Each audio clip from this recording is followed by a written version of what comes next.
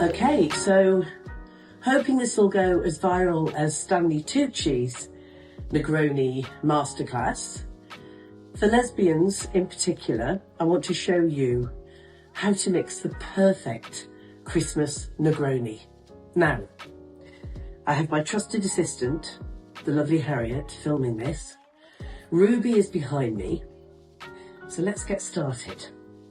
Now, in terms of the glass, you can use either this martini glass or this regular rocks glass, and I prefer this one. I don't want to see any martini glasses, any of those champagne type old style 1950s glasses, a sturdy one, okay? Do not garnish it with anything other than orange. You can use whatever orange you like. I only have Satsumas in the house right now. Don't bother drying them and all of that caper. Not worth it. And also don't use those dried ones that you get in a big plastic tub that you pay a fortune for on Amazon, because they're just for decoration and you can't actually taste the orange. Do not squeeze the orange into the glass. You are not making a fruit cocktail. It just goes in at the end. Now, in terms of ice, I like to use the really good round size. And the reason for this is because it melts very slowly, but because it fills almost all of the glass, it really chills the drink without diluting it. Do not use several small ordinary cubes of ice that you've got from that horrible rubber or plastic ice tray that you've had for 20 years. Now, careful when you put this into the glass. My niece actually dropped one in just almost from here and cracked the glass. They're very heavy. Okay, so first thing you do is orange bitters. These just add a bit of je ne sais quoi.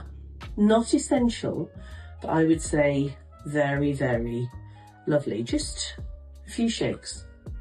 And then what you have to do is measure precisely, because the whole point behind this cocktail is that it's 1 part gin, 1 part red sweet vermouth, 1 part Campari. You do not make it top heavy with gin or any of the other 3 ingredients, okay? Now, I don't need to use a measure because at this stage I know exactly the amount I'm pouring. Don't put any more than what you would normally get as a single measure in here, because these are quite powerful cocktails, okay? Now, the gin that I'm using here isn't necessarily the best. I think the best for a Negroni is probably Beefeater, maybe Plymouth, a close second. But you know, this isn't bad. I don't really like blue gin bottles, but Bombay Sapphire is okay.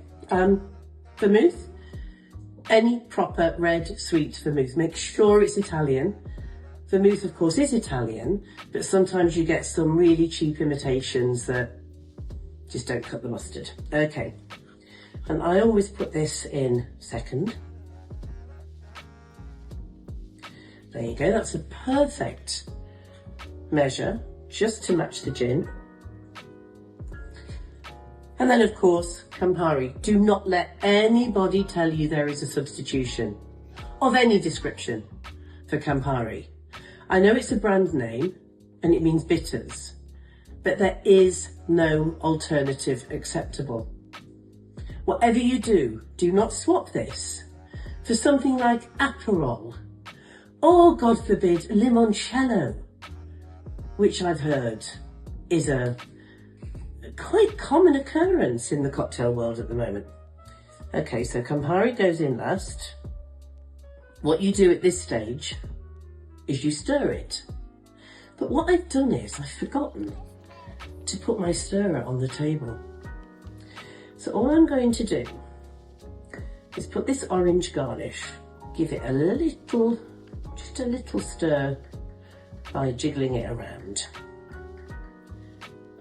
And there is your Christmas Negroni. made by a lesbian for you lovely lesbians. I'm sorry I'm laughing, but Harriet's face is a picture. Merry Christmas, everyone. Salute, Sláinte, L'chaim, cheers.